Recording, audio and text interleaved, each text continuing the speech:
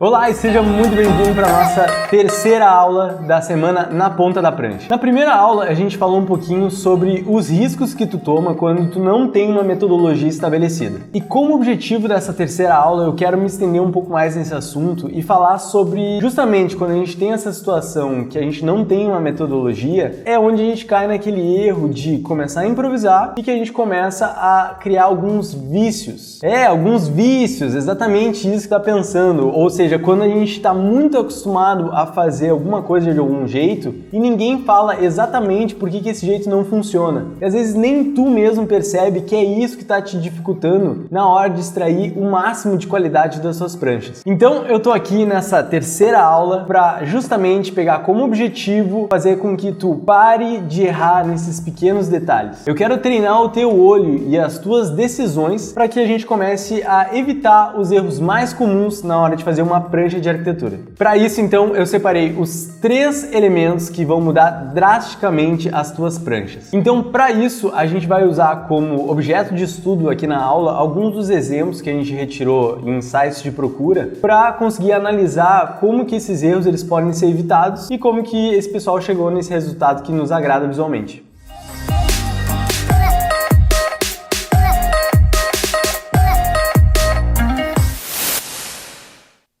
Então, o elemento de número 1 são os teus textos. Normalmente não é o que a gente pensa logo de cara, né? Prancha de arquitetura, textos, eu vou deixar meio pra lá, né? Não vai ser uma coisa que eu vou me preocupar, porque não é uma coisa que afeta tão diretamente assim as minhas pranchas. E é aí que tu começa a te enganar, porque os textos, eles fazem parte da tua prancha e então eles têm algumas regras que a gente pode adotar que vão fazer com que eles se encaixem melhor no todo. E mesmo até sendo alguns detalhes, vocês vão ver que no produto final vai fazer uma baita de uma diferença. A primeira coisa que eu quero destacar nessa situação é que o jeito que tu distribui os teus textos dentro da prancha importa. Até porque esses teus textos, eles estão lá por um motivo, eles têm que ser lidos por alguém. Então, o mínimo que se espera deles é que eles estejam minimamente agradáveis ou chamando pelo menos a atenção de uma maneira atrativa para que a pessoa que esteja lá observando a tua prancha, pelo menos se interesse para ler esses textos. E para isso não adianta colocar eles de qualquer jeito, porque quando a gente cai nessa armadilha, a gente acaba até deixando a pessoa ali meio desconfortável. E convenhamos, né? Textos não são as coisas mais chamativas ou atrativas na hora de ver uma prancha. Tu te bate com aquela prancha que tem um baita de um render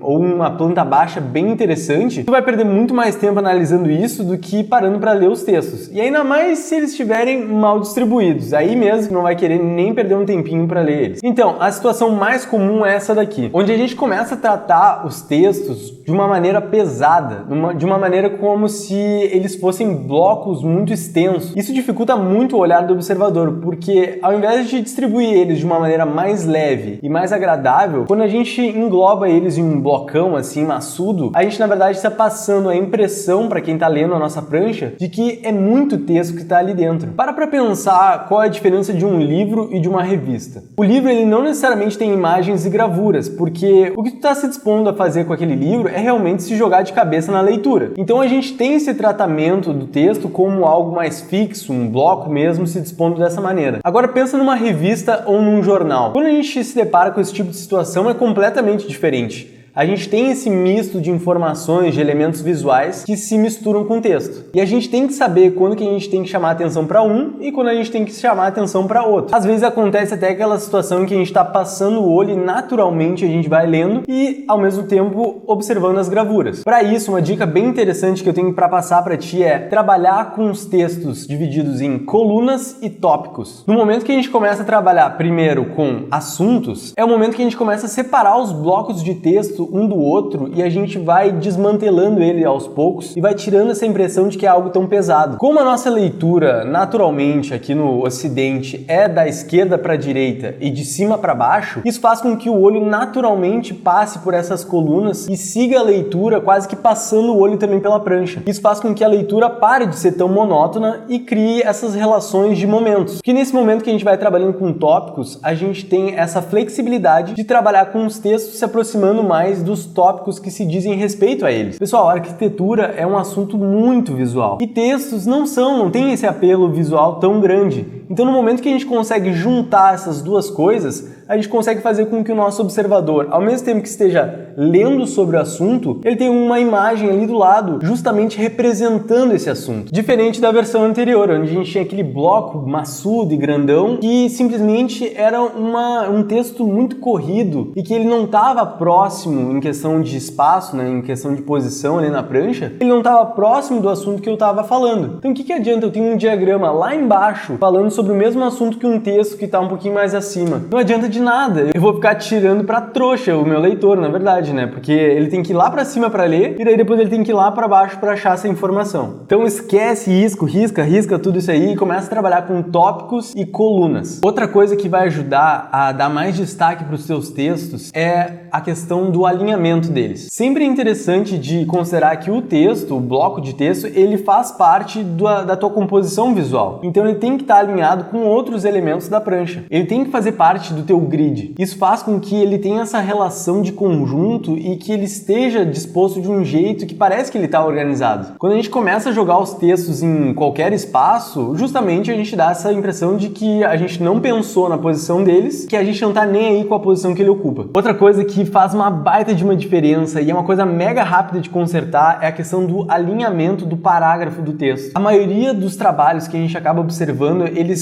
se concentram em ou ficarem alinhados à esquerda ou à direita ou centralizado. Agora, dá um aspecto muito mais profissional nos teus textos se tu justificar eles. Ou seja, se tu alinhar os dois lados com a margem desse parágrafo. Isso dá um aspecto mais bem acabado e dá uma cara de mais profissionalismo dentro da tua prancha. E pessoal, não custa nada, a maioria dos softwares já vem com essa opção, então é só achar onde é que ela tá e começar a trabalhar com o alinhamento justificado nos textos de vocês. Pode ter certeza que parece pouca coisa, mas faz diferença sim. Uma outra dica aí sobre os textos, mas especificamente agora sobre as fontes. Outra coisa que dá um aspecto mais bem acabado, de mais profissionalismo, é quando a gente trabalha com 2 ou 3 fontes diferentes na mesma prancha. Isso é uma das coisas que eu mais faço e que mais faz diferença, porque quando a gente trabalha com fontes diferentes, a gente na verdade está trabalhando com pesos de informação diferentes. Por que o título de um texto, de um parágrafo, ele é de um tamanho diferente do que o corpo do texto? Porque justamente é uma maneira com a qual a gente tem de trabalhar com a hierarquia das informações. Quando a gente tem um título maior do que o corpo do texto, é justamente quando a gente quer chamar a atenção primeiro para o título e logo depois para o corpo do texto, né? É pra gente ir aos poucos e fornecendo essas informações para o nosso leitor para ir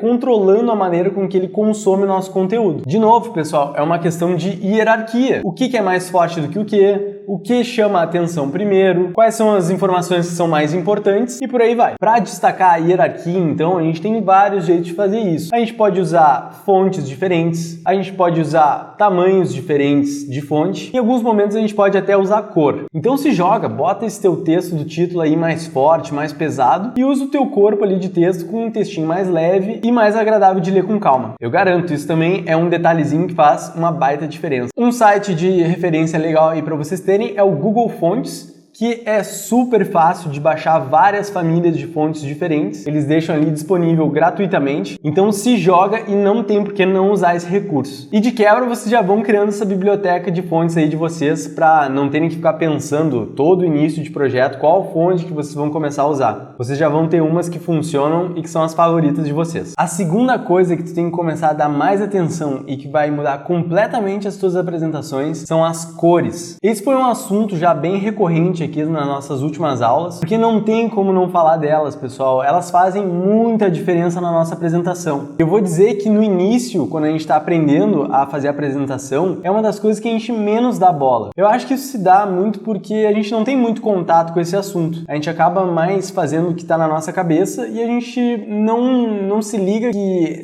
é essa pequena parte da apresentação que vai fazer uma baita de uma diferença no final. Então, eu tô aqui para te dizer isso. Começa a focar nas cores que o resultado final vai ficar muito melhor. E para isso começar a ser mais simples, eu quero te apresentar 2 conceitos para começar a estudar as cores. O primeiro deles é a teoria das cores. A gente já tem todas essas regras já estabelecidas. Teve alguém que começou a pensar sobre isso com mais calma, junto com algumas regras que funcionam dentro dessa composição, dentro dessa mistura de cores diferentes. E a segunda coisa é estudar em referências. Pessoal, referência é tudo. A gente pega uma referência e a gente estuda ela baseada nessa teoria das cores, para a gente entender o que está combinando, o que está dando certo e o que pode ser aplicado no nosso próprio projeto. E é justamente isso que eu vou fazer aqui com vocês agora. Enquanto eu explico um pouquinho sobre teoria das cores, eu vou falar em cima de alguns projetos que a gente pegou como referência. Então, para a nossa vida ser bem mais fácil, o senhor Adobe, ele nos deixou como presente esse site aqui, o Adobe Color. Ele já nos fornece esse círculo cromático, essa grade de cores, onde a gente pode escolher uma cor base e ali do lado a gente tem todas essas regras que a gente pode ir modificando até a gente achar uma interessante para escolher como a paleta de cor do nosso projeto. E o mais legal de tudo é que esse site ele é sincronizado com todas as ferramentas e softwares do pacote Adobe. Então é muito mais fácil de trabalhar com essas informações dentro do nosso projeto. Então o primeiro caso que a gente tem é o análogo e ele funciona dessa maneira aqui. A gente escolhe a nossa cor base e, como consequência, o círculo cromático ali, ele vai nos dando as cores logo ao lado desse tom, dessa matiz, com um ângulo igual entre elas. Então é como se ele procurasse sempre as cores mais próximas, né? Como se procurassem as cores irmãs dessa cor base. Essa é uma das regras mais utilizadas aí em pranchas de arquitetura, porque meio que não tem como errar com ela, né? As cores elas vão acabar combinando entre si. Então, por exemplo, nessa prancha maior, onde a base dela é esse amarelo, o círculo cromático ali me deu cores ao lado dessa grade, o que me fez com que eu fizesse a complementação das outras informações.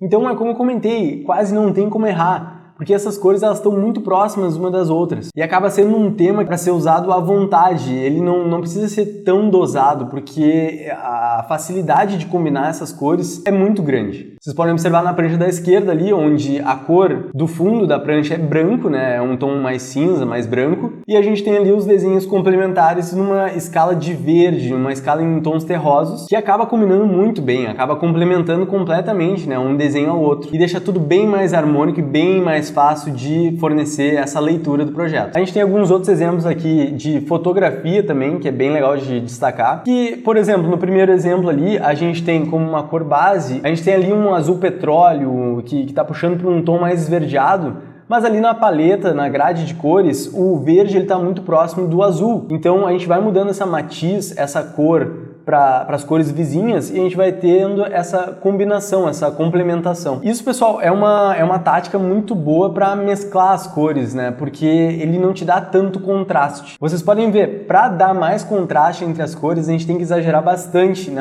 nesse tema análogo. Como é o caso do segundo exemplo ali, onde ele teve que puxar muito aos extremos. O azul, que é a cor base, o contraponto dele teve que ser colocado ali no roxo, que já é uma cor meio próxima. Só que ele teve que puxar esses dois tons um pouco mais para o extremo, para dar esse contraste maior. Porque essa regra ela tem como característica harmonizar as coisas, deixarem as coisas combinando muito. E nesse caso ele quis forçar um pouquinho mais o contraste desse jeito. A nossa segunda regra, que também é uma regra que não tem como dar errado, que é muito fácil de mesclar as cores, é essa daqui que engloba esse tema monocromático. No monocromático, vocês podem observar ali na grade de cores, onde a gente não tem essa variação de cor, a gente não tem essa variação de matiz. A gente permanece no mesmo eixo, só que vai variando só a saturação e a luminosidade. Ou seja, saturação é essa propriedade se a cor está mais quente ou mais fria, né? Mais forte ou menos destacada. E a luminosidade controla essa parte do quão clara a cor tá, né? Se ela está puxando mais para um tom de preto ou se ela está puxando mais para um tom mais branco. Como exemplo, vocês podem ver aqui aplicado, é um exemplo que escolheu a cor azul e foi variando nesse tema, né, ao longo da saturação e da luminosidade. Então a gente tem ali, desde lá de baixo, o azul mais escuro, mais fechado, e ele vai subindo essa luminosidade e vai aumentando ou diminuindo essa saturação, tendo essa variação monocromática. Essa também é uma regra que é bem fácil de aplicar, é bem tranquila e vai te dar um resultado bem trabalhado, um resultado profissional. Com alguns exemplos de fotografia, a gente pode observar aqui que o que acontece? A gente estabelece então essa cor principal, vai trabalhando nessas variações, só que a gente tem como, por exemplo, o sujeito a ser destacado, ele trabalha numa cor neutra, completamente diferente. Ou seja, às vezes ele pode estar destacado com um branco ou às vezes ele pode estar destacado com um preto. Nesse caso da primeira foto aqui, vocês podem observar que o sujeito, né, essas 3 pessoas, mais o guarda-corpo ali atrás, está sendo destacado como um espaço negativo com essa cor preta, o que faz com que tenha um contraste bem interessante, porque também, tanto o análogo quanto o monocromático, eles têm dificuldade de fornecer tanto contraste. Então, fazer essa variação de um tom muito claro, né, para um tom muito escuro,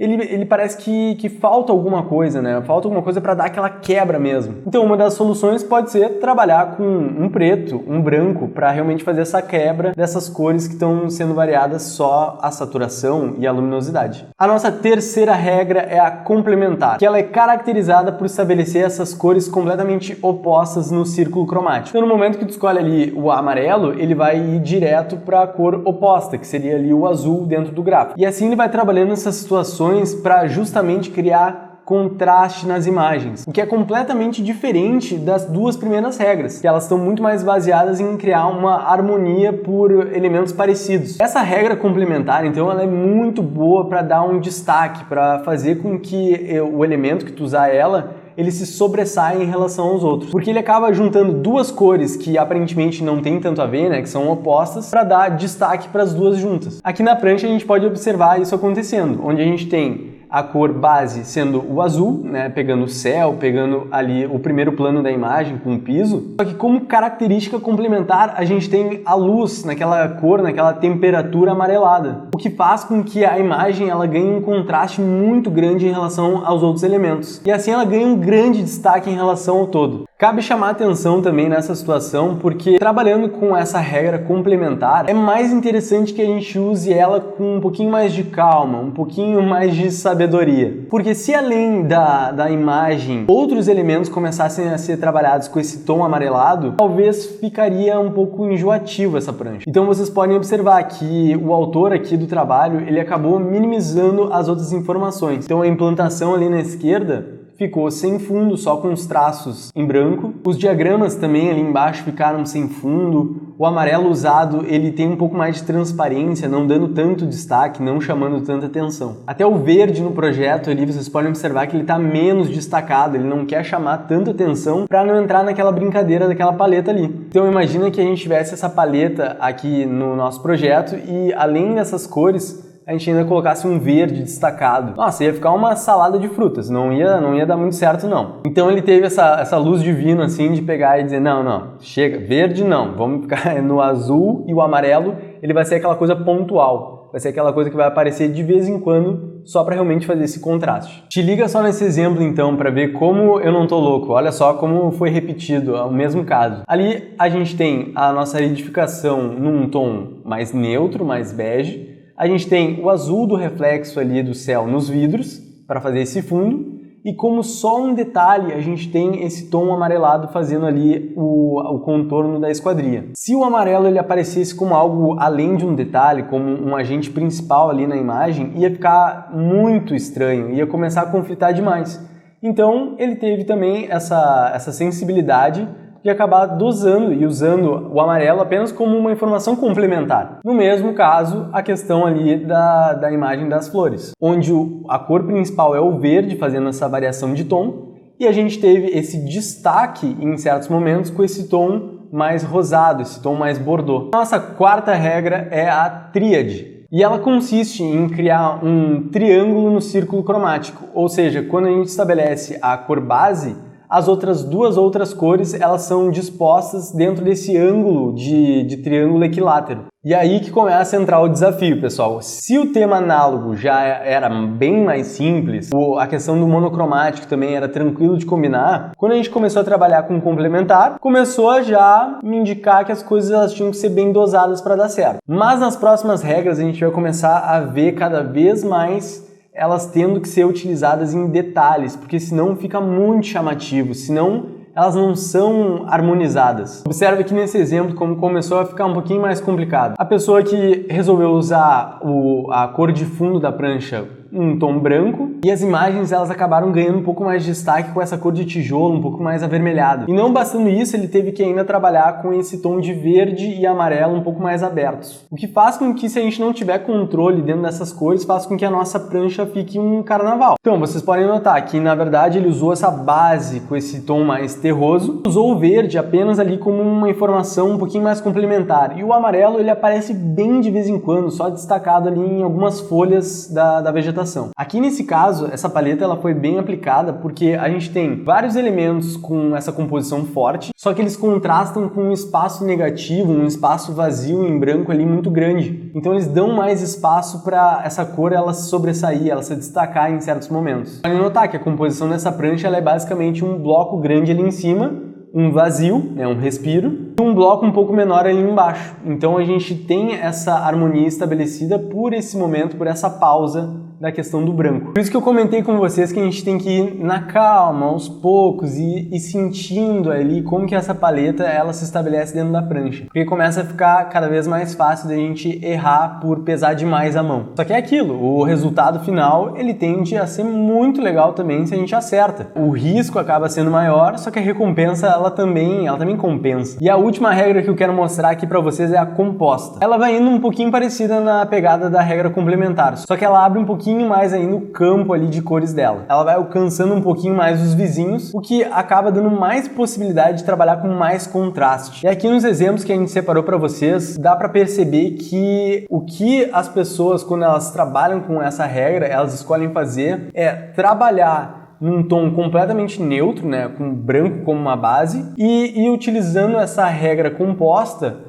para realmente dar destaque a só os detalhes, o que acaba chamando muito mais atenção pelo contraste. Observa aqui a prancha da direita. Vermelho é uma cor que ela chama muita atenção por si só. A gente não sabe trabalhar com ela direito, ela pode chamar mais atenção negativamente do que qualquer outra coisa. A tática da pessoa ali foi só usar ela pontualmente, só que complementando não ia ser só com a cor branco, porque daí ia ficar meio sem graça. Então faria muito mais sentido ir utilizando um tom verde, um pouco mais diferente, um tom que combine com esse vermelho. E olha só que resultado de bom gosto, que resultado único que essa pessoa teve. Da mesma maneira a gente pode ver ali no exemplo da esquerda, ele também utilizou da mesma tática. Só que daí ele começou a se desafiar um pouco mais. Como vocês podem ver que o resultado ele ficou bem diferente. Ao invés de ter só uma cor que ganha um destaque maior, como foi no caso do vermelho na prancha passada, ele tentou ser um pouquinho mais ousado e ele pegou esse verde e esse rosa numa saturação um pouco mais alta e teve esse desafio aí de mesclar essas cores na prancha para ver se elas iriam funcionar, se elas iam corresponder ao que ele esperava. E dentro da proposta ali que ele se dispôs, para mim ficou bem interessante assim. Era uma coisa que podia dar errado bem fácil, mas na minha opinião ficou bem controlado. O terceiro e último erro que eu quero que vocês parem de cometer é em relação ao espaço negativo dentro da tua prancha. Espaço negativo, espaço em branco, cheios e vazios, tem várias maneiras de chamar essa propriedade. Quando a gente está trabalhando com essa situação de começar a colocar o conteúdo para dentro da prancha, a gente tende a focar muito no conteúdo em si. Só que existe essa propriedade do espaço negativo que ela é muito importante da gente começar a cuidar e que eu tenho certeza que a maioria das pessoas fazem essa propriedade passar batida. O espaço negativo, então, ele se caracteriza por ser essa propriedade do espaço que sobra dentro da tua prancha para fazer o teu conteúdo respirar. Isso é muito importante, pessoal, é muito, muito, muito importante. E a maioria das pessoas não se liga nisso. E parece que a gente vem com aquela programação natural de achar que quanto mais coisa preenchida dentro de uma folha, melhor, mais parece que aquele conteúdo faz sentido. Vem dar uma olhadinha aqui nos exemplos para vocês entenderem um pouco melhor do que eu estou falando. Aqui a gente tem uma prancha que ela tá muito bem estruturada, ela tem aquela estrutura um pouquinho mais rígida de grid e ela tem muito conteúdo, até por isso eu acabo chutando que a pessoa resolveu ir por esse caminho um pouco mais de grid rígido. Só que nesse caso a gente pode notar que os espaços em branco, os espaços vazios entre o conteúdo, eles acabam faltando. E isso acaba dificultando um pouco a leitura. A gente não sabe por onde que a gente começa, a gente não sabe por onde a gente termina. A relação de hierarquia aqui também fica um pouco mais complicada, porque a inserção desses espaços vazios, ela está relacionada diretamente à hierarquia. Muitas das vezes um vazio, um momento de silêncio é o que faz, é o que te prepara para absorver uma informação importante. Nesse caso, quando não tem intervalo, a gente acaba não tendo esse momento de absorção. Meio que toda a informação, todo o conteúdo nos é jogado de uma vez só, o que acaba às vezes deixando meio confuso a leitura. Então algumas coisas que me chamam a atenção até é a relação ali do texto, de algumas informações e como que elas chegam perto de algumas partes ali do conteúdo. Por exemplo, aquele texto ali bem pertinho do diagrama, ele chega a quase tocar na imagem embaixo e quase tocar no diagrama em cima. Isso fica estranho, não te dá uma sensação de uma leitura fácil, te dá uma impressão de que tu tá competindo espaço junto com uma coisa que não é tão importante. Então, em termos de grid, composição, até a harmonia das cores ali tá tudo certo. Mas eu sinto que na questão do espaço vazio, ele poderia diminuir algumas coisas, alguns elementos, para dar mais espaço, para dar mais respiro para outros. O nosso segundo exemplo aqui também é uma prancha bem estruturada e vocês podem notar que ela já tem essa característica de imagem única. E como bem a gente conhece imagem única, ela é um tipo de estrutura que ela foca em dar força, em dar uma hierarquia maior para um único elemento. E de novo, pessoal, isso está muito relacionado ao espaço negativo. Para a gente conseguir dar esse destaque, a gente precisa dar espaço para esse elemento respirar, para mostrar que ele que manda na prancha. Tanto que vocês podem observar que a hierarquia aqui não é só estabelecida pelo espaço negativo, mas sim também pelas cores ali dos elementos complementares, como eu já tinha falado na aula 2, né? Que é praticamente um transparente ali, sem muito fundo e só com um traçadinho ali desenhado. Então, dentro dessa composição, principalmente na minha opinião, assim, eu acho que fica uma composição muito elegante, muito bem apresentada, porque ela consegue casar justamente esse objetivo. Agora, uma composição imagem única, em que a gente não deixa essa imagem única ela respirar, ela ter os seus espaços negativos respeitados, aí eu já começo a achar que tu tá querendo ir um pouco contra a natureza compositiva do que tu tá querendo propor. Então, vocês podem observar que o autor dessa prancha está seguindo o critério à risca e está conseguindo fazer com que tudo funcione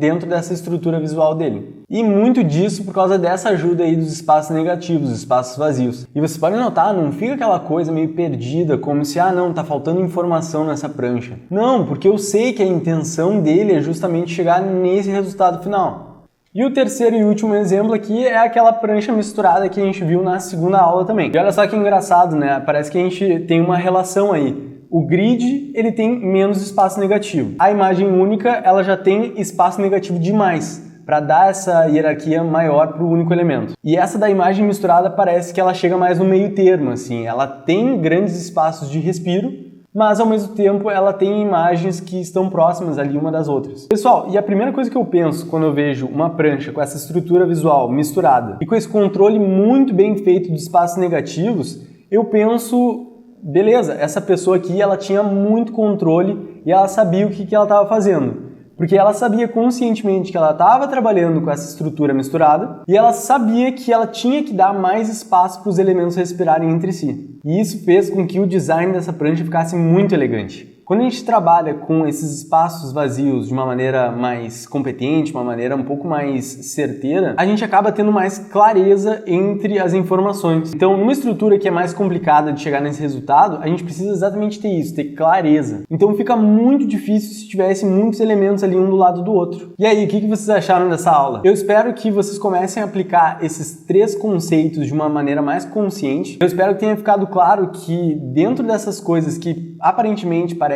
que não tem tanta importância, se a gente colocar uma atenção e sair um pouco do automático nessas questões, é aí que a gente vai conseguir destacar as nossas pranchas. E em muitos momentos são esses pequenos detalhes que faltam para fazer com que a nossa prancha finalmente vá para frente, para que ela realmente aumente o nível aí da representação. Então, só recapitulando aqui com vocês, na nossa primeira aula a gente falou sobre o mindset que tu tem que começar a adotar para começar a fazer tuas pranchas. Pranchas realmente boas não são feitas da noite para o dia, não são feitas 3 dias antes da entrega. Elas têm que seguir essa metodologia de seguir o processo de criação do projeto até a entrega final. E quanto antes tu tiver mais recurso, mais bibliotecas, mais as tuas próprias manias positivas, as manias que realmente dão certo, mais tu vai fazer essas pranchas em menos tempo e com mais qualidade. Na segunda aula a gente falou um pouquinho sobre estruturas visuais. Então nada vem do jornada. Em pranchas de arquitetura, a gente também tem regras que funcionam mais do que outras, e valem a pena da gente ter como referência para começar a dar o nosso start, para sair do ponto zero com um pouquinho mais de controle. E nessa terceira e última aula, a gente falou sobre os erros mais comuns que a gente acaba cometendo quando a gente